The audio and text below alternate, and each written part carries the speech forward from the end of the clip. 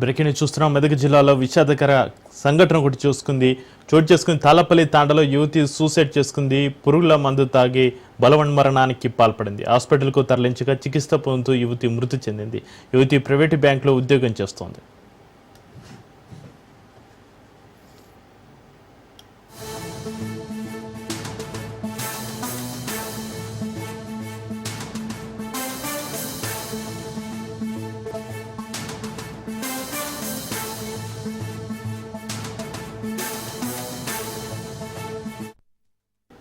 మెదక్ జిల్లాలో విషాదకర సంఘటన చోటు చేసుకుంది. తాళపల్లి తాండాలో యువతి సూసైడ్ చేసుకుంది. పురుగుల మందు తాగి ఆత్మహత్యకు పాల్పడింది.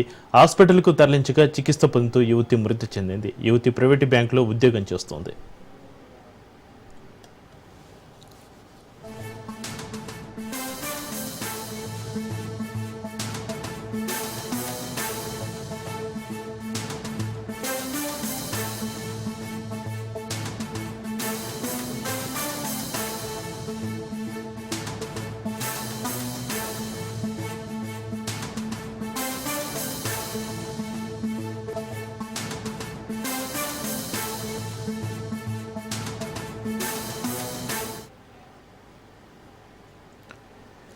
తెలంగాణ మంత్రి తుమ్మల నాగేశ్వరరావు ఢిల్లీలో పర్యటిస్తున్నారు. ఢిల్లీ పర్యటనలో భాగంగా కేంద్ర గ్రామీణాభివృద్ధి సహాయ మంత్రి పెమ్మసాని చంద్రశేఖర్ను కలిశారు. ఖమ్మం జిల్లా రఘునాథపల్లి మండలంలోని తాండాలకు డ్రైనేజీ వ్యవస్థ నిర్మాణం కోసం 110 కోట్ల రూపాయల మంజూరు చేయాలని విజ్ఞప్తి చేశారు.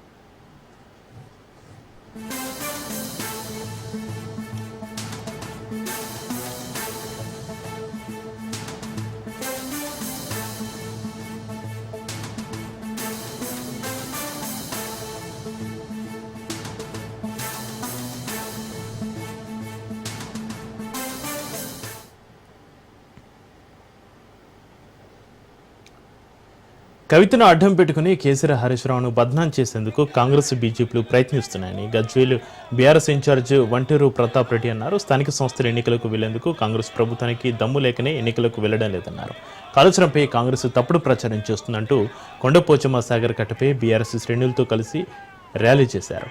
కాళేశ్వరంపై ఎలాంటి తప్పులు దొరకకపోవడంతో సిబిఐకి కేసును అప్పగించారన్నారు.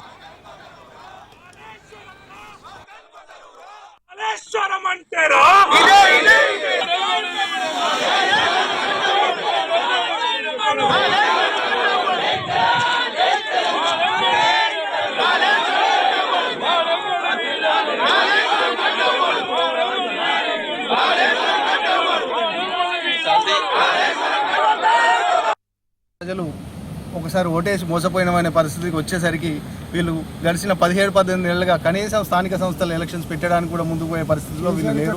గ్రామాలలో చూస్తున్నాం, ఏ గ్రామానికి వెళ్ళినా కనీసం చెత్త బండిలో డీజిల్ పోసే పరిస్థితి లేదు. గ్రామ స్థాయిలో వచ్చేసి సెక్రటరీల జీతాల నుంచి, వాళ్ళ సొంత జీతాల నుంచి సగం సగం పెట్టి గ్రామ పంచాయతీ నడిపించే పరిస్థితిలో ఉంది. గ్రామ పంచాయతీకి నిధులు లేవు, చేసిన పనులకు ఫండ్ శాంక్షన్ లేవు. ఈ పరిస్థితుల్లో వీళ్ళని తెలంగాణ సమాజం ఎట్లా నమ్ముతుంది మీరే చెప్పండి. మీరు కల్లారా మీరు చూస్తున్నారు కాబట్టి వీళ్ళు స్థానిక సంస్థలు పెడితే నా కుర్చీ ఊసిపోతుంది మా రేవంత్ రెడ్డి ఆ కుర్చీని కాపాడుకునే పనులే ఉండే తప్ప ఈ గ్రామాల్లో ఉన్న సర్పంచ్లకు కుర్చీ ఇచ్చే ఆలోచన వీళ్ళకి లేదు.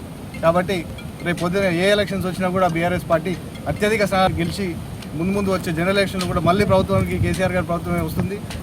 ఏదైతే కాళేశ్వరం ప్రాజెక్టు పూలింది అని చెప్పిరో ఆ పూల్ని 2 పిల్లలను రిపేర్ చేసి తెలంగాణ సమాజానికి ఈ ప్రాజెక్టుని అంకితం మళ్ళీ చేస్తామని తెలియజేస్తున్నాం. కాళేశ్వరం వచ్చినాక కొండపోచమ్మ సాగర్ పంపులు నడుస్తూ ఉన్నాయి, మల్లన్న సాగర్ పంపులు నడుస్తూ ఉన్నాయి, రంగనాయక సాగర్ లో పంపులు దుంకుతా ఉన్నాయి, అన్నపూర్ణలో పంపులు దుంకుతా ఉన్నాయి, మిగ్మానేలో పంపులు నడుస్తూ ఉన్నాయి, ఎల్లంపల్లి నుండి నీళ్లు వస్తా ఉన్నాయి. మేడిగడ్డ, సుందిల్ల, అన్నారం 3 బ్యారేజీలలో 2 పిల్లలు కుంగినాయని రాష్ట్రం మొత్తం తెలుసు. అయినా కూడా కేసీఆర్ గారిని తట్టుకోలేక తెలంగాణ ప్రజలందరూ కూడా మళ్ళీ కేసీఆర్ కావాలంటున్నారు. మరి ఏ విధంగా కేసీఆర్ కుటుంబాన్ని నష్టం చేయాలి అనేటువంటి దురాలోచనతో ఇవాళ కాళేశ్వరం మీద గోస్ కమిషన్ వేసిరు. గోస్ కమిషన్ కూడా కావాలని చెప్పి అధికారులందరినీ తప్పించి ఒక కేసీఆర్ ని, ఒక హరీష్ రావుని ఇరికించే ప్రయత్నం చేసింది. దాన్ని కూడా ఆ గోస్ కమిషన్ లో ఎలాంటి బెనిఫిట్స్ రాలేదు. ఇంకా ఈ రాష్ట్ర ప్రభుత్వం చేసేదేమీ లేదు. కాబట్టి దీన్ని సిబిఐ కప్పచెప్పి చేతులు దుడుపుకునే ప్రయత్నం రేవంత్ రెడ్డి గారు చేశారు. ఇలా సిబిఐ కూడా గడికొకసారి నరేంద్ర మోడీ గారు మాట్లాడతారు. మరి సిబిఐ అయినా రాష్ట్ర ప్రభుత్వం అయినా నరేంద్ర మోడీ అయినా మీరు ముగ్గురు ఒక్కటైనా కూడా న్యాయ వ్యవస్థలున్నాయి. సుప్రీంకోర్టు ఉంది, హైకోర్టు ఉంది. న్యాయం చెప్పడానికి, ధర్మాన్ని కాపాడడానికి, తెలంగాణ రాష్ట్రంలో ఉన్నటువంటి ప్రాజెక్టులను కూడా ఇంటాక్ట్ లో ఉండడానికి ధర్మం కాపాడుతుంది, సుప్రీంకోర్టు హైకోర్టు కాపాడుతుంది అన్నటువంటి నమ్మకం మాకున్నది. కవిత ఇష్యూపై బీజేపీ చీఫ్ రామచంద్రరావు స్పందించారు. కవితది కుటుంబ పంచాయతీ అని కొట్టిపారేశారు. కవిత విషయాన్ని సీరియస్ గా తీసుకోవాల్సిన అవసరం లేదన్నారు. కవితను బీజేపీలో చేర్చుకోమన్నారు. ఏ అవినీతి పరులకైనా సరే మా పార్టీలో స్థానం లేదు. అది కవిత గాని బబిత గాని. ఇప్పుడు ఆమె గురించి నేను మాట్లాడే అవసరం లేదు. నేను స్టేట్ ప్రెసిడెంట్ ని. నేను చెప్పిన వాళ్ళ కుటుంబంలో గొడవ నడుస్తుంది, అంతేగాని ఆమె చెప్పిన స్టేట్మెంట్ లో మీరు రియాక్షన్ అవుతుంటే పెద్ద రియాక్షన్ అయ్యేంత నాకైతే నేనైతే రియాక్ట్ కావాల్సిన అవసరం లేదు. అవన్నీ ఎలిగేషన్ చాలా మంది చేస్తుంటారు. పెద్ద మీరు కూడా సీరియస్ తీసుకోకండి. అది ప్రధానమంత్రి మోడీ దేశ ప్రజలకు ఇచ్చిన మాటను నిలబెట్టుకున్నారన్నారు కేంద్ర మంత్రి భూపతిరాజు శ్రీనివాస్ వర్మ. జీఎస్టీ 28-12% నుంచి 5-18% వరకు తగ్గించారని గుర్తు చేశారు. తగ్గిన జీఎస్టీ ఈ నెల 22 నుంచి దేశవ్యాప్తంగా అమలుకి వస్తుంది అన్నారు. దేశంలో ప్రతిపక్షంలో ఉన్న కొంతమంది ముఖ్యమంత్రులు జీఎస్టీపై దుష్ప్రచారం చేస్తున్నారని విమర్శించారు. ప్రజలకు జీఎస్టీ భారం తగ్గించడానికి ప్రధాని మోడీ స్లాబులను తగ్గించారని విమర్శించారు. విశాఖ ఉక్కు పరిశ్రమను అడ్డం పెట్టుకుని రాష్ట్రంలో కొన్ని రాజకీయ పార్టీలు రాజకీయాలు చేయాలని చూడడం సరికాదన్నారు.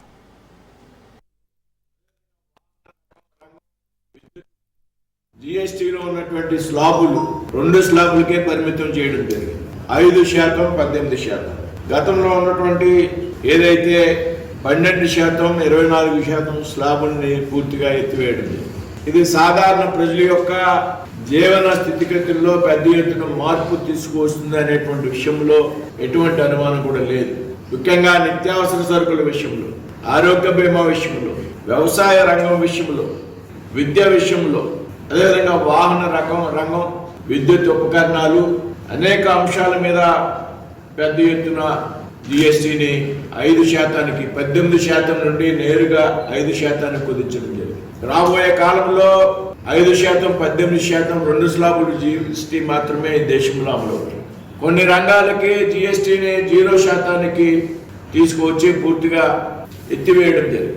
శాఖ హుక్కుకి కేంద్ర ప్రభుత్వం ఏం చేసింది అనేటువంటి విషయం మనందరికీ కూడా తెలుసు. కొంత ఆర్థిక భారం తగ్గించుకోవాలి. ఎక్సెస్ ఉన్నటువంటి చోట కొంతమంది ఎంప్లాయీస్ అధికారులు తగ్గించాలి. అది కూడా వాలంటరీగా బలవంతంగా తీయాలనేటువంటి ఆలోచన లేదు. విఆర్ఎస్ ప్రకటించింది. విఆర్ఎస్ లో ఎవరైతే ముందుకు వచ్చారో వారందరికీ కూడా అన్ని రకాల బెనిఫిట్స్ ఇస్తూ స్వచ్ఛంద పదవీ విరమణకు అంగీకరించడం జరిగింది. ఇది కార్మికులకు వ్యతిరేకం కాదు, ట్రేడ్ యూనియన్స్ కు వ్యతిరేకంగా కాదు, అయితే ఉద్యోగుల యొక్క కొట్టాలనే ఆలోచన కేంద్ర ప్రభుత్వానికి లేదు. అయితే ఈ క్రమంలో కొన్ని కఠినమైనటువంటి నిర్ణయాలు తీసుకున్నటువంటి సందర్భంలో కొన్ని బాధ్యతారాహిత్యమైనటువంటి రాజకీయ పార్టీ వారి నాయకులు అర్థం పద్ధం లేని ప్రకటన చేస్తున్నారనేటువంటి విషయం మనంతా కూడా గ్రహించాలి. విశాఖ స్టీల్ ప్లాంట్ ని అడ్డం పెట్టుకుని రాజకీయ ప్రయోజనం పొందాలనేటువంటి ఆలోచన ఈ రాష్ట్రంలో ఉన్నటువంటి రాజకీయ పార్టీలన్నీ కూడా విరమించుకోవాలి. విశాఖ స్టీల్ ప్లాంట్ భవిష్యత్తు 11,500 ప్యాకేజ్ ఇచ్చి ఏ అయితే సప్లైదారులకు ఉన్నటువంటి బాకీలు అవుతానని వాటి అన్నింటినీ కూడా కేంద్ర ప్రభుత్వం చెల్లించి ఫ్యాక్టరీని గాడిని పెట్టి గతంలో ఉన్నటువంటి కేంద్రంలో ఉన్నటువంటి ప్రభుత్వం ఏదైతే ఉందో అవసరం లేకుండానే ఎక్స్పాన్షన్ పేరుతో 3వ బ్లాస్ట్ ఫర్నేస్ నిర్మించడం.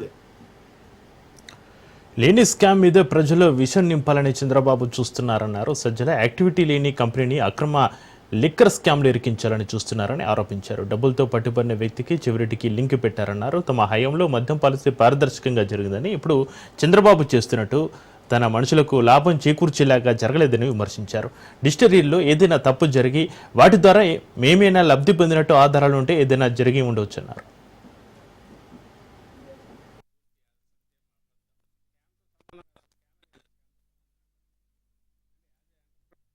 చంద్రబాబు నాయుడు గారికి ఒకటే ప్రశ్న. ఆయన రచ్చబండ మీద అన్న చెట్టు కింద కూర్చొని కాలక్షేపానికి ఊబుసుకోక ఏమైనా కామెంట్ చేసుకుంటా తనకు బుద్ధి పుట్టినట్టు మాట్లాడుకునేవాడైతే దట్ ఇస్ ఓకే. మన దురదృష్టవశాత్తు ఆయన ఈ రాష్ట్రానికి ముఖ్యమంత్రి, ఒక పార్టీకి అధ్యక్షుడు, ఈ రాష్ట్రానికి ముఖ్యమంత్రి, తనకు తానే 40 ఏళ్ల అనుభవం అని చెప్పుకునేవాడు. సో ఫస్ట్ నా క్లారిఫికేషన్ నేను చెప్పదలుచుకున్నది, సజ్జల భార్గవకు సంబంధించి ఈరోజు వేసింది పూర్తి అసత్యం, అబద్ధం. స్కామ్ తో సంబంధం కాదు, అసలు స్కామ్ లేదు. స్కామ్ తో సంబంధం ఎక్కడి నుంచి వస్తుంది అంటే యాజ్ ఏ ఎంటర్ప్రెన్యూర్ వాటికి సంబంధించి డిఫరెంట్ ఆపర్చునిటీస్ వెతకడంలో భాగంగా ఒక కంపెనీ ఫ్లోట్ చేశారు. అది ఏమి టేకప్ కాలేదు, యాక్టివిటీ టేకప్ చేయలేదు. That was an idea. కాబట్టి దాంట్లో ఎలాంటి ట్రాన్సాక్షన్ లేదు, లీవ్ అలోన్ ఏదో దీనిలోకి సంబంధించిన అమౌంట్స్ దీని ద్వారా పోవడం అటుంచి దానికి అకౌంటే లేదు, ట్రాన్సాక్షన్స్ లేవు. That's one part. Chandrababu Naidu గారికి ఒకటే ప్రశ్న, ఆయన రచ్చబండ మీద అన్న చెట్టు కింద కూర్చొని కాలక్షేపానికి ఊబుసుకోక ఏమైనా ఏపీ లిక్కర్ స్కామ్ కేసులో సిట్టు దూకుడు పెంచింది. తిరుపతి తుమ్మలగుంటలోని వైసీపీ మాజీ ఎమ్మెల్యే చివరెడ్డి ఇంట్లో సోదాలు జరుపుతుంది. సోదాలో 20 మంది అధికారుల టీం పాల్గొంది. లిక్కర్ స్కామ్ కేసులో A3గా చివరెడ్డి భాస్కర్ రెడ్డి, A39గా మోహిత్ రెడ్డి ఉన్నారు.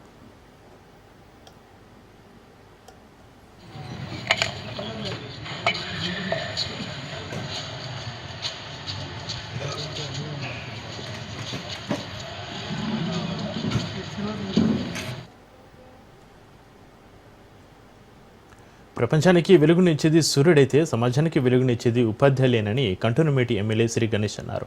గురు పూజోత్సవం సందర్భంగా శ్రీ గణేష్ ఫౌండేషన్ ఆధ్వర్యంలో నియోజకవర్గ పరిధిలోని ప్రభుత్వ పాఠశాలలోని ఉత్తమ గురువులను అవార్డులు, ప్రశంసా పత్రాలు, పదవి విరమణ చేసిన గురువులకు లైఫ్ అండ్ అచీవ్మెంట్ అవార్డులను శ్రీ గణేష్ అందజేసి ఘనంగా సత్కరించారు. గురువులు లేనిదే విద్య లేదని, ప్రపంచంలోని అన్ని రంగాల్లో ఉన్న మేధావులను తీర్చిదిద్దేది గురువులేనని తెలిపారు శ్రీ గణేష్. ఇదే వేదిక నుంచి తనకు విద్య నేర్పిన అధ్యాపకురాలని సన్మానించిన శ్రీ గణేష్ వైవిధ్యానికి గురయ్యారు. ఈ సందర్భంగా విద్యార్థులు చేసిన సాంస్కృతిక కార్యక్రమాలు ఆహుతుల్ని విశేషంగా ఆకట్టుకున్నాయి.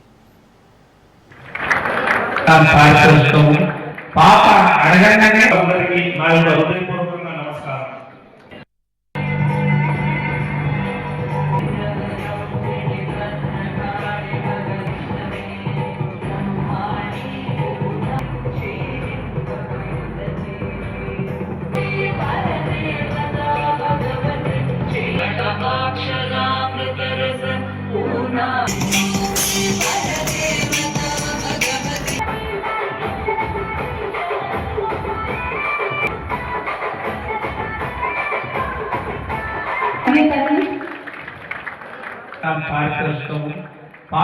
అడగంగానే అందరికీ నా యొక్క హృదయపూర్వకంగా నమస్కారం.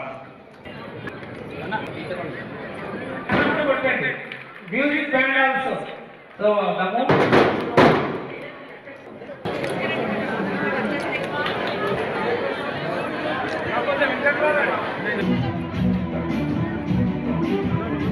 ఈరోజు టీచర్స్ డే సందర్భంగా కంటోన్మెంట్లో ఉన్న టీచర్స్ అందరికీ వారిలో అన్ని సెలెక్షన్ చేసి కొంతమంది ఇక్కడ జడ్జెస్ లాగా వివరించి అన్ని స్కూల్స్ నుంచి ఎవరైతే బెస్ట్ ఉన్నారో బెస్ట్ టీచర్స్ అవార్డు ఇవ్వడం జరిగింది. ఆల్ టైమ్ అచీవ్మెంట్ అవార్డు కూడా ఇవ్వడం జరిగింది. ఈ యొక్క అవార్డుకి ఒక ముఖ్య కారణం ఏంటంటే ఈరోజు సమాజంలో ముఖ్యమంత్రి గారు ఉన్న IAS, IPS ఎవరు డాక్టర్, ఇంజనీర్ ఎవరు కావాలన్నా కూడా టీచర్లే ముఖ్యం. వారి యొక్క పాత్ర ఈ సమాజంలో చాలా గొప్పది. అందుగురించే ఈరోజు ఈ సమాజంలో ఈరోజు ఇంత సంతోషంగా, ఇంత విద్య, ఇంత తెలివితేటలు మనకు ప్రసాదించిన టీచర్లకి సన్మానించి వారికి ధన్యవాదాలు తెలపాలని కార్యక్రమం. ఇలాంటి కార్యక్రమం ముందు కూడా తీసుకుంటాం. ఈరోజు ఈ యొక్క వేడుకల్లో చాలా విషయాలు చర్చకు వచ్చింది. ముఖ్యంగా టీచర్స్ని కూడా నేను కోరడం ఏం జరిగిందంటే, టీచర్సు స్కూల్స్లోనే క్లాస్ రూమ్లోనే పాఠాలే కాకుండా చెప్తున్నారు. దాంతో ఇక్కడ దాకా వచ్చి ఇప్పుడు AI టెక్నాలజీ వచ్చింది. దానికి అనుగుణంగా బస్తీలలో పర్యటించాలి.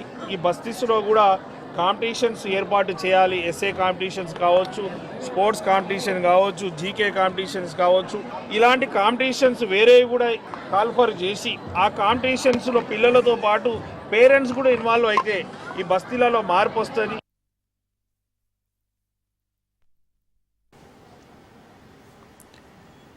ఖైరతాబాద్ గణేష్ నిమజ్జనానికి సర్వం సిద్ధమవుతుంది. ఇవాళ చివరి రోజు కావడంతో దర్శనానికి భక్తులు పోటెత్తారు. మరోవైపు నిమజ్జన పనులు చకచక పూర్తి చేస్తున్నారు నిర్వాహకులు. ఖైరతాబాద్ గణేష్ నిమజ్జన శోభయాత్రకు ఉపయోగించే భారీ టస్కర్ ఖైరతాబాద్ చేరుకుంది. ఎప్పట్లాగానే విజయవాడ నుంచి ఈ భారీ వాహనాన్ని తీసుకొచ్చారు. గణేష్ను భారీ వాహనంలో సరైన పద్ధతిలో కూర్చోబెట్టడంలో భాగంగా వాహనం వద్ద వెల్డింగ్ వర్క్స్ మొదలయ్యాయి. రేపటి నుంచి పనులు పూర్తి చేసి శోభయాత్రకు వాహనాన్ని సిద్ధం చేస్తున్నారు. గణేష్ నిమజ్జన శోభయాత్రకు వాడే భారీ వాహన పనులకు సంబంధించి మరింత సమాచారాన్ని మా ప్రతినిధి రత్నకుమార్ అందిస్తారు. ఖైరతాబాద్ గణనాథుడి నిమజ్జనానికి అన్ని రకాల ఏర్పాట్లను పూర్తి చేస్తున్నారు నిర్వాహకులు. ఇప్పటికే 9వ రోజు నిమజ్జన దర్శనంలో భాగంగా నవరాత్రుల్లో భాగంగా 9వ రోజు దర్శనం అనేది జరుగుతుంది. ఎటువంటి ఇబ్బంది అనేది జరగకుండా అన్ని రకాల జాగ్రత్తలు తీసుకుంటున్నారు. మరోవైపు ఇప్పటికే నిమజ్జనానికి ఉపయోగించేటువంటి వెహికల్ సైతం ఇటు ఖైరతాబాద్ చేరుకుంది. ప్రజెంట్ ఆ ఖైరతాబాద్ గణనాథుడిని ఇటు తరలించేటువంటి నిమజ్జన వెహికల్ కి వెల్డింగ్ వర్క్స్ అనేవి కంప్లీట్ చేస్తున్నారు. ప్రజెంట్ మనతో నిర్వాహకులు ఉన్నారు. సరే, నిమజ్జన ప్రక్రియకు సంబంధించి అటు వాహనాన్ని ఎట్లా సిద్ధం చేస్తున్నారు, ఏం పనులు కొనసాగుతున్నాయండి? ఖైరతాబాద్ వినాయకునికి నిమజ్జనం ఏర్పాట్లు భారీగా జరుగుతుంది. రాత్రి 3:30 ప్రాంతంలో ఈ విజయవాడ నుండి రథం వచ్చింది. ఇప్పుడు బిల్డింగ్ కార్యక్రమం అవుతుంది. మొత్తం బిల్డింగ్ అయిన తర్వాత రేపు రాత్రి 12 గంటల తర్వాత వినాయకుని కలశ పూజ అవుతుంది. 12 గంటల తర్వాత భగవంతుని ఈ రథం పైన పెడతాము. మళ్ళీ అక్కడ బిల్డింగ్ అవుతుంది. బిల్డింగ్ అయిన తర్వాత ఇంకో చిన్న క్రేన్ వస్తుంది. చిన్న క్రేను వాసవి మాత మరి గజలక్ష్మి మాత అవి లోడ్ అయిన తర్వాత శనివారం రోజు ఉదయం 6:30 ప్రాంతంలో ఇక్కడ నుండి బయలుదేరి 1:30 ప్రాంతంలో నిమజ్జనం అవుతుంది. ఇప్పుడు వెల్డింగ్ వర్క్స్ కి సంబంధించి వెహికల్, ఇప్పుడు ఈ టస్కర్ వెహికల్ కూడా ప్రతి సంవత్సరం ఉపయోగించేటువంటి వెహికల్ ని ఉపయోగిస్తున్నారా? ఎక్కడి నుంచి వస్తుంది? ఎన్ని గంటలు ప్రయాణం చేసి వెహికల్ వచ్చింది? ఇది దాదాపు 20 సంవత్సరాల నుండి మన ఎస్టీసీ ట్రాన్స్పోర్ట్ వారు దండమూరి వెంకటరత్నం గారు, శ్రీధర్ బాబు గారు, వెంకటరత్నం గారు దివంగతులయ్యారు మొన్ననే. శ్రీధర్ బాబు గారు వాళ్ళ కుమారుడు మనకు ఉచితంగా 20 సంవత్సరాల నుండి ఈ రథాన్ని మనకు ఇస్తుండ్రు. ఇది విజయవాడ నుండి వస్తుంది. ఇది భారీ ట్రైలర్. ఇది మన గురించి ప్రత్యేకంగా విజయవాడ నుండి వాళ్ళు పంపిస్తారు. బెంగళూరులో ఉన్నా కానీ మనకు ఆ బై రోడ్డు పంపిస్తుంది. ఇది వర్క్లో పోయినా కానీ ఎస్టీసీ ట్రాన్స్పోర్ట్ వారు భారీ ఏర్పాటు చేస్తారు మా గురించి. దాదాపు 20 సంవత్సరాల నుంచి కూడా ఉపయోగిస్తున్నటువంటి ఒకే వాహనాన్ని ఇటు గణేశుని యొక్క నిమజ్జనానికి తరలించినటువంటి వాహనం ఇది. ఒకసారి విజువల్స్ లో చూడొచ్చు. కొన్ని గంటల పాటు ప్రయాణం చేసి యొక్క వాహనం అనేది ఇక్కడకు చేరుకుంటూ ఉంటుంది. ఒకసారి మనం ఆ విజువల్స్ లో చూడొచ్చు. ఇప్పటికే వెల్డింగ్ వర్క్స్ కు సంబంధించినటువంటి ఆ ప్రక్రియను కూడా మొదలు పెట్టడం జరిగింది. రేపటి వరకు కూడా ఈ యొక్క వర్క్స్ అనేవి కంప్లీట్ అయ్యే అవకాశాలు అయితే కనిపిస్తూ ఉన్నాయి. దాదాపు కొన్ని గంటల పాటు ప్రయాణం చేసి ఈ వాహనం అయితే వస్తూ ఉంటుంది. రెగ్యులర్ గా ప్రతి సంవత్సరం వచ్చి విజయవాడ నుంచి భారీగా వచ్చేటువంటి భారీ వాహనానికి సంబంధించినటువంటి వెల్డింగ్ వర్క్స్ ను తయారు చేసే వర్కర్స్ ఉన్నారు. ఏ టైంకి వచ్చింది వెహికల్? మొత్తం ఏ వర్క్స్ ని కంప్లీట్ చేస్తారు? ఇప్పుడు ఈ మార్నింగ్ 4కి వచ్చింది. ఇప్పుడు వెల్డింగ్ కట్టర్స్ అన్ని ఫిట్ చేసి నిమజ్జనం టైంకి రెడీ చేస్తాం.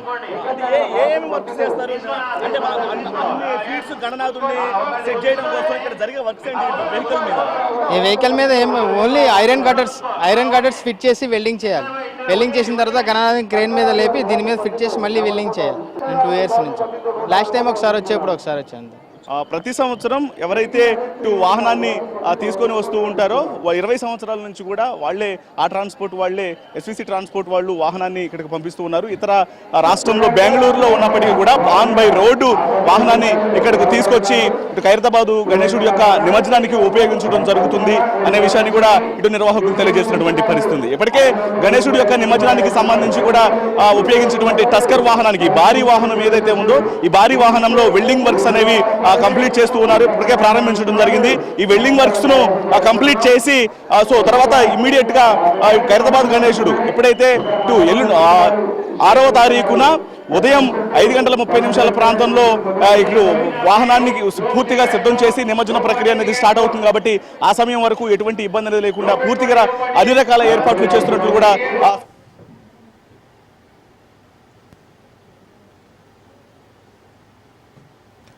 ఖైరతాబాద్ మహాగణపతి సన్నిధిలో సందడి కొనసాగుతుంది. అయితే ఈ రోజు అర్ధరాత్రి నుంచి దర్శనాలు నిలిపివేయనున్నారు. రేపు ఉదయం నుంచి షెడ్డు తొలగింపు పనులు ప్రారంభం కానున్నాయి. ఆ పనుల సమయంలో భక్తులకు దర్శనాలు నిలిపివేయనున్నారు. రేపు అర్ధరాత్రి 12 గంటల తర్వాత కలశ పూజ చేసి శనివారం ఉదయం 6 గంటలకు నిమజ్జన యాత్ర ప్రారంభించనున్నారు. శనివారం మధ్యాహ్నం 1 గంట వరకు గణపయ్య గంగమ్మ ఒడికి చేరే అవకాశం ఉంది. అయితే నిమజ్జనానికి పోలీసుల ప్రత్యేక భద్రత ఏర్పాట్లు చేస్తున్నారు. రహదారులపై ట్రాఫిక్ నియంత్రణకు ప్రత్యేక ప్లాన్ సిద్ధం చేస్తున్నట్లుగా పోలీసులు తెలిపారు.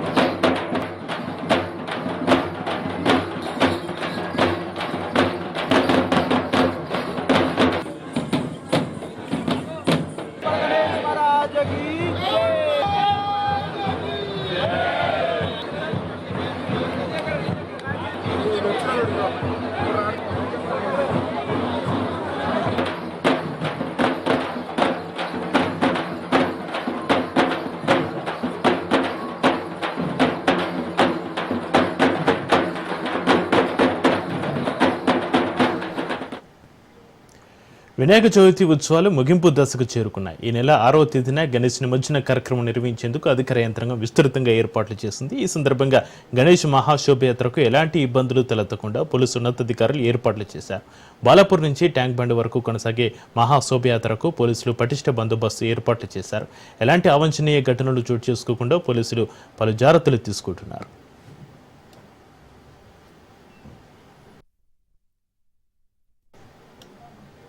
ఇక ఖైరతాబాద్ గణనాథుని దర్శించుకునేందుకు భక్తులు భారీ సంఖ్యలో తరలి వస్తున్నారు. నిన్నటి వరకు 12 లక్షల మంది భక్తులు ఖైరతాబాద్ గణేష్ని దర్శించుకున్నట్లుగా అధికారులు తెలిపారు.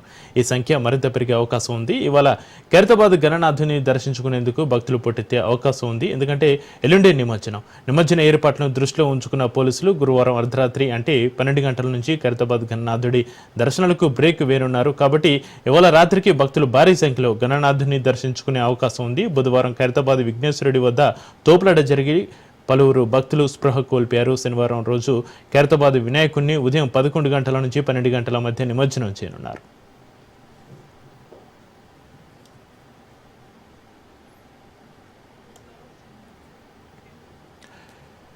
హైదరాబాద్ వ్యాప్తంగా గణేష్ నిమజ్జనానికి ఏర్పాట్లు పూర్తయ్యాయి. 20 ప్రధాన చెరువులు, 72 కృత్రిమ కొలలను నిమజ్జనానికి సిద్ధం చేశారు అధికారులు. ప్రధాన చెరువుల వద్ద 130 స్థిర, 259 మొబైల్ క్రేన్లు, 56,187 లైట్లు ఏర్పాటు చేశారు. ఇక హుస్సేన్ సాగర్ వద్ద 9 బోట్లు, డిఆర్ఎఫ్ బృందాలు, 200 మంది గజ ఈతగాళ్లను అందుబాటులో ఉంచారు. 30,000 మంది పోలీసులు బందోబస్తులో ఉండనున్నారు.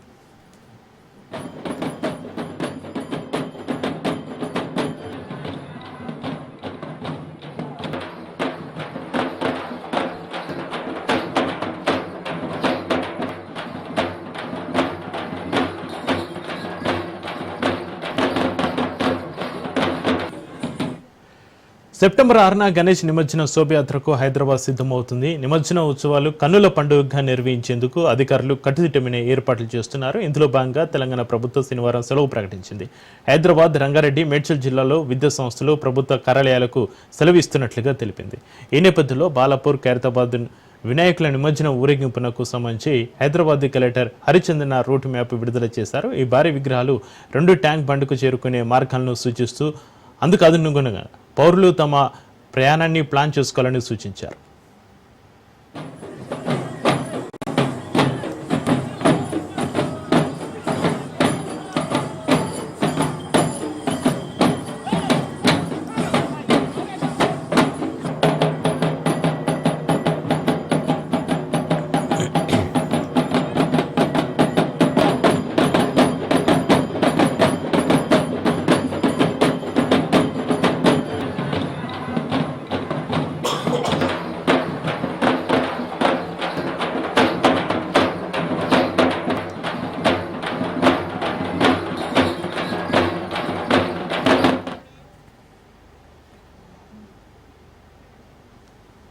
జగిత్యాల జిల్లా కోరుట్ల మండలం పైడిమడుగులో 60 మంది నుంచి ₹1,50,00,000 దంపతులు పరారయ్యారు. పైడిమడుగు గ్రామంలో పలువురి దగ్గర అప్పులు చేసి చిట్టీల పేరుతో డబ్బులు వసూలు చేసి పరారైనట్లుగా బాధితులు పేర్కొన్నారు. 4 నెలల క్రితం కుటుంబంతో గుగ్గిల రమేష్, గాయత్రి దంపతులు పరారు కాగా బాధితులు పలుచోట్ల వెతికిన ఆచూకీ లభించలేదు. అయితే కోరుట్లకు గుగ్గిల రమేష్ రాగా బాధితులు గుర్తించి పట్టుకుని పోలీసులకు అప్పగించారు. తమకు న్యాయం చేయాలని బాధితులు వేడుకుంటున్నారు.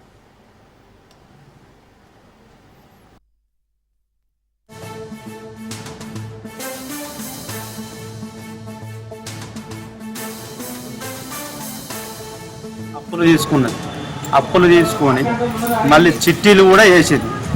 అదే విషయంగా మేము కూడా అప్పిచ్చినాం, వేరే వాళ్ళు కూడా అప్పిచ్చేది. వాళ్ళు కూడా ఒకరు తెలియకుండా ఒకరు ఇచ్చేది. వాళ్ళు ఏమన్నారంటే మేము కొట్ల కాడ బంగ్లా ఉంటున్నాము, అయిపోయినాక ఇస్తాము అన్నారు. 2022 తారీఖు సంవత్సరం నేను అప్పిచ్చిన దొరికిన బరాబర్ 3 సంవత్సరాలు దొరకలేదు. అదేవిధంగా ఏంది అందరు వెళ్ళిపోయారు అని అంటే మాకు తెలిసింది ఏమందంటే ఒక్కరు కాదు 60 మందిని పైన మళ్ళా 60 మంది 1,86,00,000 చిట్టిలతో సహా అప్పులతో సహా. ఒక డ్రైవరు నాకు ఇన్ఫర్మేషన్ ఇచ్చాడు. నా భార్య ఊరికి 1/2 కిలోమీటర్ దూరం ఊరికి గల్లా బట్టి దొరకబట్టింది. స్టేషన్ తీసుకొచ్చినప్పుడు సారు గొప్ప చెప్పింది. సారు ఇప్పుడు ఏమంటుండంటే ఆ సారు వాళ్ళ భార్య వచ్చినాక కేసు చేద్దామన్నారు. ఇప్పుడు వాళ్ళ భార్యకు కడుపు నొప్పి లేచిందట. వస్తున్న భార్య ఇప్పుడు ఆ అబ్బాయిని ఇచ్చిపెడతా అంటే మేము ఊకోము, స్టేషన్లో ఉంచాలి. అది నా మన్నని. పైడ్మల్ గ్రామ్లో చిట్టి అని వేసినాము. మా అబ్బాయికి హ్యాండిక్యాప్డ్. మా అబ్బాయి పేరు మీద పింఛన్ వచ్చిన డబ్బులు అన్నీ ఆమె దగ్గర చిట్టీలు వేసినాము. ఇప్పుడు 2 సంవత్సరాల క్రితం నుంచి వాళ్ళు పరారీలు ఉన్నారు. ఈరోజు కోర్టు దగ్గరకు వచ్చిండని తెలిసింది. దొరకబట్టిన తర్వాత స్టేషన్లో వేసినాము. స్టేషన్లో వేస్తే వాళ్ళు స్టేషన్లో సార్లు ఏమంటారంటే ఆయన మీద ఏం కేసులు లేవు, మేము వదిలిపెడతామని చెప్పి అంటారు. 1,40 లక్షల దాకా తీసుకొని అందరి దగ్గర చిట్టీలు జమ చేసి గుగ్గిళ్ళ రమేష్, గాయత్రి వీళ్ళు 2 భార్యాభర్తలు చేసి ఒక ప్లాన్ ప్రకారం చేసి మొత్తం డబ్బుల్ని 1,40 లక్షల దాకా మా ఊరందరినీ ఒకరిని తప్పించి ఒకరిని మోసం చేస్తూ అందరి దగ్గరికి వెళ్ళి ఇట్లా తీసుకొని పారిపోయిండ్రు. పైసలు కావాలని వచ్చింది అతని భార్య. నేను 2 లక్షలు ఇచ్చాను, 50,000, 50,000, 1 లక్ష.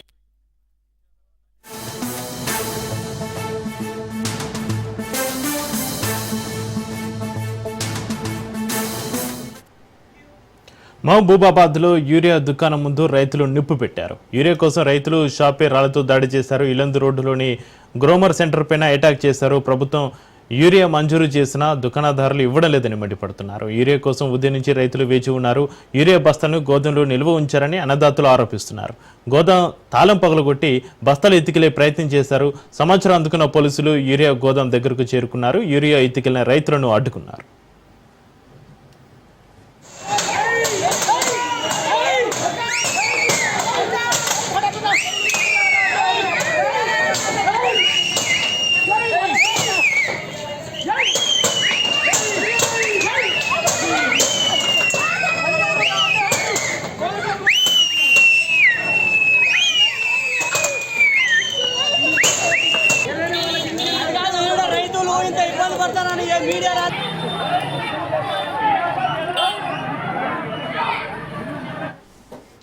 మహబూబాబాద్లో యూరియా దుకాణం ముందు రైతులు నిప్పు పెట్టారు.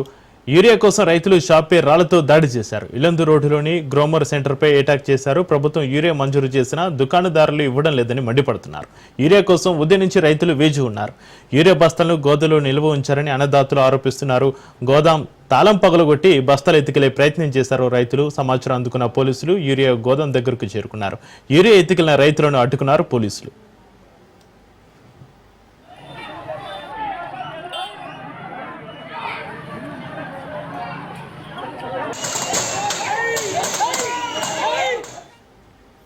మహబూబాబాద్లో యూరియా దుకాణం ముందు రైతుల ఆందోళనకు సంబంధించి మరింత సమాచారాన్ని మా ప్రతినిధి చంద్రశేఖర్ ఫోన్లో అందిస్తారు. చంద్రశేఖర్, అసలు ఏం జరిగింది? మహబూబాబాద్ పట్టణంలోని సూర్య థియేటర్ సమీపంలో గల గ్రోమోర్ సెంటర్ పై రైతులు అసహనంతో రాళ్ల దాడి చేయడం జరిగింది. ఇటు గ్రోమోర్ సెంటర్ లో యూరియా వచ్చిందని తెలుసుకున్న రైతులు ఉదయం నుంచే గ్రోమోర్ సెంటర్ వద్ద యూరియా కోసం నిలబడటం జరిగింది. తీరా రైతులకి స్టాక్ అయిపోయిందని చెప్పడంతో ఒక్కసారిగా అసహనం గురైన రైతులు గ్రోమోర్ సెంటర్ పై రాళ్ల దాడి చేయడం జరిగింది. వెంటనే గ్రోమోర్ షాప్ కు సంబంధించిన వారు షట్టర్లు బంద్ చేయడంతో రైతులు వారి కోపాన్ని మొత్తం కూడా రాళ్లతో షట్టర్ల పైకి విసిరేస్తూ వారి అసహనాన్ని వ్యక్తం చేయడం కాకుండా ఇటు మేము యూరియా దొరకక ఇబ్బందులు పడుతున్నాము, రైతులు అరిగోసపడుతున్న ప్రభుత్వం పట్టించుకోవడం లేదు, యూరియా బ్లాక్ మార్కెట్ కు తరలిపోతుంది, ఇటు డబ్బున్న వారికి అధికార పార్టీకి చెందిన నాయకులకి యూరియా ఇస్తున్న పరిస్థితి అయితే నెలకొల్పింది. సామాన్య రైతుల పరిస్థితి చాలా కష్టంగా ఉంది. యూరియా దొరకకపోతే సామాన్య రైతులు ఆత్మహత్య గతి అంటూ అసహనాన్ని వ్యక్తం చేస్తున్నారు. అటు గ్రోమోర్ సెంటర్ పై రాళ్లతో దాడి చేయడమే కాకుండా అక్కడ కొన్ని కర్రలతో ఆ గ్రోమోర్ సెంటర్ ముందు ఒక మంట కూడా పెట్టడం జరిగింది. ఈ మంట పెట్టేసి వారి నిరసన వ్యక్తం చేయడంతో రైతులంతా కూడా వారి ఆవేదన కూడా వెళ్ళబుచ్చడం జరిగింది. చక్రి, అయితే ఇల్లందు రోడ్డులోని గ్రోమోర్ సెంటర్ పైన రైతులు అటాక్ చేయడం జరిగింది, నిప్పు పెట్టడం జరిగింది. ఈ వ్యవహారం పైన గ్రోమోర్ సెంటర్ నిర్వాహకులు ఏం చెప్తున్నారు? ఆ గ్రోమోర్ సెంటర్ నిర్వాహకులు వారి దగ్గర ఉన్న స్టాక్ వరకు మాత్రం మేము ఇచ్చాము, తీరా స్టాక్ అయిపోయిన వెంటనే మా దగ్గర ఉన్నదానికంటే కూడా ఎక్కువ మంది రైతులు రావడం జరిగింది. ఉన్నంత వరకు మేము ఇవ్వడం జరిగింది. తీరా స్టాక్ లేదని చెప్పేసరికి వారు ఆవేదనతో అయితే మా పైన ఈ విధంగా దాడి చేశారు. మేము మా దగ్గర ఉన్నంత వరకు మేము ఇస్తున్నాము, ఎలాంటి బ్లాక్ మార్కెట్ ఇవ్వట్లేదు, డైరెక్ట్ రైతులకు మాత్రమే ఇస్తున్నాము.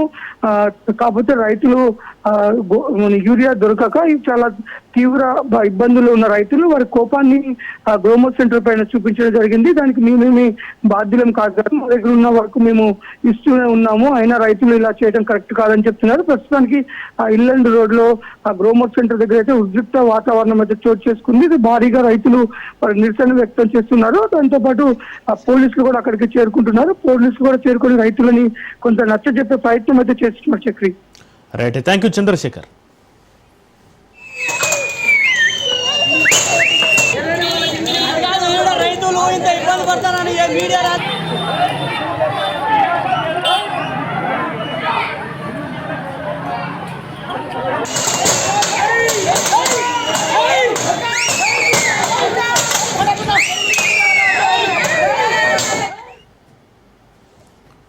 ఇవి ఇప్పటివరకు బులెటిన్ అప్డేట్స్ చూస్తూనే ఉండండి రాష్ట్ర న్యూస్.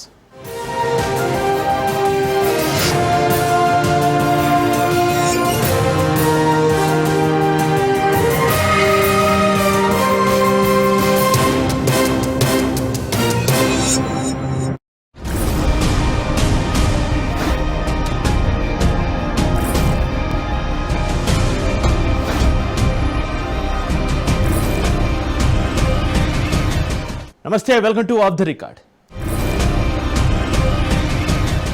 కల్వకుంట్ల కవిత కాంగ్రెస్తో టచ్లో ఉన్నారా?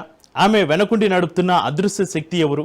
బీఆర్ఎస్ను డ్యామేజ్ చేసేలా కవిత చేస్తున్న కామెంట్స్కి స్క్రిప్ట్ ఎవరు రాస్తున్నారు? కన్న తండ్రి, సొంత అన్న, కుటుంబ సభ్యులు, పార్టీ నేతలు టార్గెట్గా కవిత చేస్తున్న కామెంట్స్కు కారణాలేంటి? రాజకీయ చాణక్యుడిగా పేరున్న కేసీఆర్ పార్టీలో అంతర్గతంగా జరుగుతున్న పరిణామాలు ముందస్తుగా పసిగట్టలేకపోతున్నారా?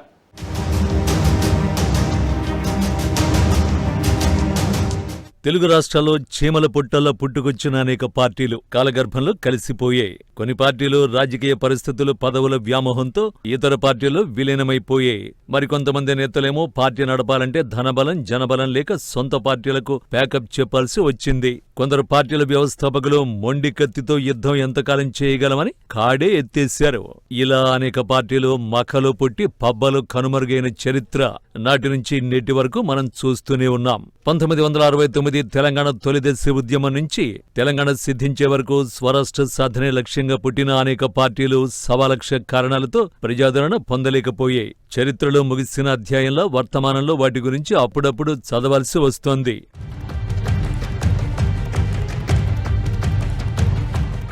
కేసీఆర్ తెలంగాణ రాష్ట్ర సమితిని ఏర్పాటు చేసినప్పుడు అవహేళనలు ఎన్నెన్నో. అయితే స్వరాష్ట్రం సాధించుకోవాలన్న ప్రజాకాంక్షకు తోడు కేసీఆర్ ఉద్యమాన్ని నడిపించిన తీరుతో ఆయన్ని ఎగతాళి చేసిన నోళ్లు మూతపడ్డాయి.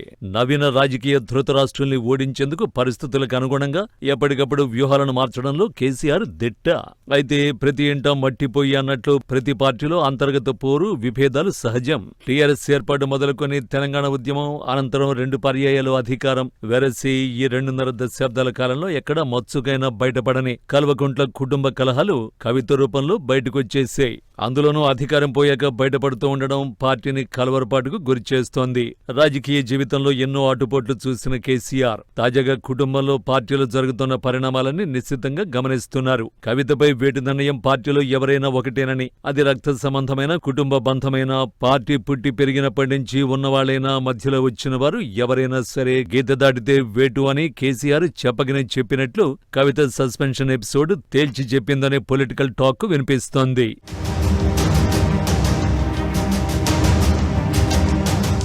మాజీ సీఎం కేసీఆర్ కు కూతురు కవితపై అమితమైన ప్రేమ. ఒక మాటలో చెప్పాలంటే కేటీఆర్ కన్నా కవితను ఆయన ఎక్కువగా ప్రేమిస్తుంటారని ఫ్యామిలీ పొలిటికల్ సర్కిల్స్ లో వినిపించే మాట.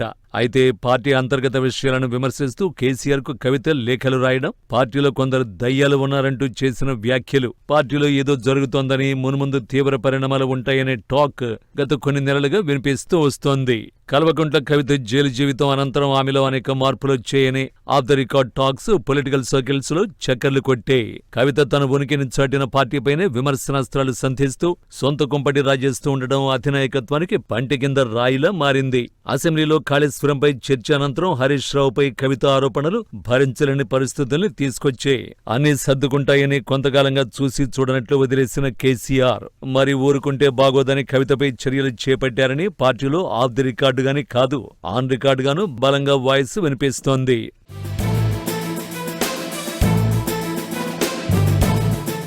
పార్టీకి నష్టం చేకూరేలా కవిత చేసిన కామెంట్స్ వెనుక సీఎం రేవంత్ రెడ్డి ఉన్నారని బీఆర్ఎస్ నేతలు విమర్శిస్తున్నారు. మరోవైపు హరీష్ రావు వెనుక రేవంత్ రెడ్డి ఉన్నారని కవిత చేస్తున్న కామెంట్స్ ను కాంగ్రెస్ కొట్టిపారేస్తోంది. కవితను కాంగ్రెస్ లో చేర్చుకోబోమని CM Revanth, PCC chief Mahesh Kumar Goud on record గా చెబుతున్నారు. అయితే గతంలో ఢిల్లీ లెవెల్లో కవిత కాంగ్రెస్ లో చేరేందుకు చర్చలు జరిగాయని, అందుకు రాష్ట్ర నేతలు వ్యతిరేకించినట్లు చర్చ జరిగింది. బీఆర్ఎస్ ఎమ్మెల్యేలను కవిత కాంగ్రెస్ లోకి తీసుకువస్తే మంత్రి పదవి ఇవ్వాలనే కండిషన్ పెట్టినట్టు చర్చ కూడా జరిగింది అన్నట్లు ప్రచారం జరిగింది. మరోవైపు రాష్ట్రంలోని ప్రస్తుత పరిస్థితుల్లో ఆమె చేరిక పార్టీకి నష్టం చేస్తుందని, కేసీఆర్ కుటుంబాన్ని కాంగ్రెస్ విచ్ఛిన్నం చేసిందని అపవాదం మూటగట్టుకోవలసి వస్తుందనే అభిప్రాయాన్ని రాష్ట్ర నాయకత్వం కాంగ్రెస్ అధిష్టానానికి చెప్పినట్లు జోరుగానే చర్చ నడిచింది.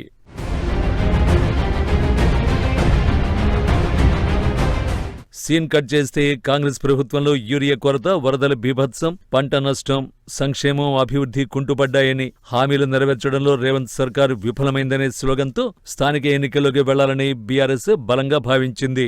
ఈ తరుణంలో కవిత పార్టీపై, హరీష్ వంటి ట్రబుల్ షూటర్పై వ్యాఖ్యలు చేయడం కాంగ్రెస్ కు అంది వచ్చిన అవకాశంగా ఉపయోగపడుతుందని బీఆర్ఎస్ లో అభిప్రాయాలు వ్యక్తమవుతున్నాయి. కాంగ్రెస్ వీకైన ప్రస్తుత పరిస్థితుల్లో జనంలోకి వెళితే మంచి వాతావరణం ఉన్న సమయంలో కవిత ఎపిసోడ్ సర్కారు వ్యతిరేక వాతావరణాన్ని ప్రజల దృష్టి మరల్చేందుకు అధికార పార్టీకి ఉపయోగపడుతుందని రాజకీయ విశ్లేషకులు అభిప్రాయపడుతున్నారు. కవిత రేపుతున్న పొలిటికల్ దుమారం గులాబీ దళాన్ని వీక్ చేసి ఇతర పార్టీలకు, ముఖ్యంగా కాంగ్రెస్ కు లబ్ధి చేకూర్చే విధంగా ఉందనే టాక్ వచ్చింది.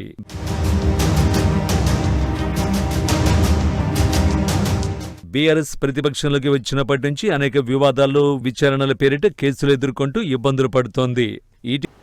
ఇవి ఇప్పటివరకు బులెటిన్ అప్డేట్స్ చూస్తూనే ఉండండి రాష్ట్ర న్యూస్.